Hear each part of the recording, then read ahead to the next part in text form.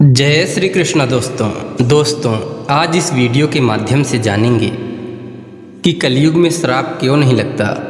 दोस्तों, इस वीडियो में बताई गई बातें बहुत महत्वपूर्ण हैं, इसलिए वीडियो को अंत तक सुनिएगा, क्योंकि आधा अधूरा ज्ञान किसी काम का नहीं होता।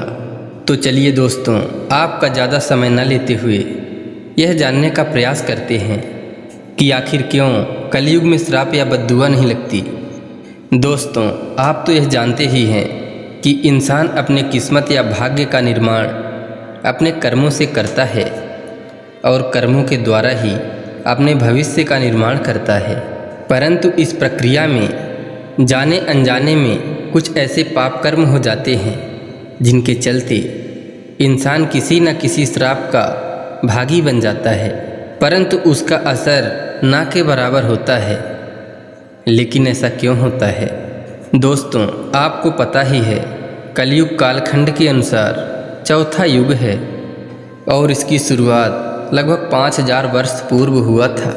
आप लोग यह भी जानते हैं कि सतयुग में ऋषि मुनि संत एवं महात्मा के पास अपार शक्ति हुआ करती थी और वो अपने शक्ति को कभी दुरुपयोग नहीं करते थे, क्योंकि वह जानते थे अगर किसी को श्राप देंगे तो उनका अर्जित तपोबल क्षीण होगा। दोस्तों, सतयुग में श्राप का असर इतना तीव्र था कि श्राप देते ही उसका असर शुरू हो जाता था। उस समय केवल ऋषि मुनि ही नहीं, साधारण मनुष्य भी घोर तपस्या करके शक्ति अर्जित करते थे। उन शक्तियों को दिव्य शक्ति कहा जाता था, जो शक्ति बुराई से लड़ने की क्षमता प्रदान करती थी। लेकिन जो व्यक्ति शक्तियाँ अर्जित करने के बाद स्वयं बुराई करने लगते हैं, उनकी शक्तियाँ धीरे धीरे क्षीण हो जाती हैं। पहले के युग सतयुग, द्वापर युग और त्रेता युग में पाप कर्म ना के बराबर होता था, और अगर पाप कर्म होता भी था तो भगवान स्वयं अवतार लेकर उसे नष्ट कर देते थे। लेकिन दोस्तों, कलयुग में ज़्यादा पाप कर्म होने के कारण पुण्य आत्मा बहुत कम है और पापी आत्मा अत्यधिक हैं। इसी कारण से कलयुग में श्राप का प्रभाव नहीं पड़ता।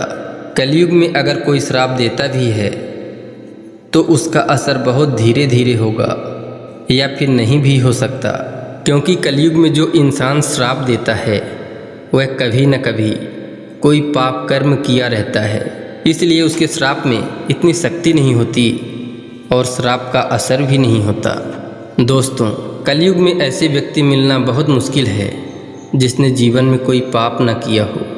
परंतु कलयुग में अगर कोई ऐसा व्यक्ति है जिसने पाप न किया हो, अगर वह व्यक्ति किसी को श्राप देता है तो उसका असर धीरे धीरे अवश्य ही होता है, परंतु उसका इंतज़ार करना पड़ता है, क्योंकि कलयुग में भी भगवान होते हैं।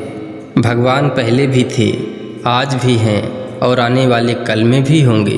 दोस्तों, आपको इस बात का ध्यान रखना चाहिए कि जैसे एक मनुष्य का आशीर्वाद किसी व्यक्ति के लिए शुभ योग बनाता है, ठीक उसी प्रकार अगर कोई मनुष्य किसी को श्राप देता है तो उसके लिए वह अशुभ योग बनाता है। दोस्तों, आज तक अधर्म की जीत पहले कभी नहीं हुई और ना ही होगी, और अगर आपने कभी अधर्म का साथ दिया है तो आप भी पाप के भागीदार होंगे। लेकिन अगर आप धर्म के मार्ग में लगातार चलते हैं तो अधर्म को दंडित अवश्य कर सकते हैं। दोस्तों, कुछ लोग ये बड़ी भूल कर देते हैं कि श्राप के ऊपर विश्वास नहीं करते, परंतु इस बात का ध्यान रखना चाहिए कि अगर आप आशीर्वाद पर विश्वास करते हैं तो श्राप पर भी विश्वास करना चाहिए। दोस्तों, आशा करते हैं इस वीडियो के माध्यम से आपको बहुत कुछ सीखने को मिला होगा और आपने अभी तक चैनल को सब्सक्राइब भी कर लिए होंगे। तो दोस्तों, वीडियो को एक लाइक करके ज़्यादा से ज़्यादा शेयर कर दीजिए एवं कमेंट में प्रेम से लिख दीजिए, जय श्री कृष्णा, राधे राधे।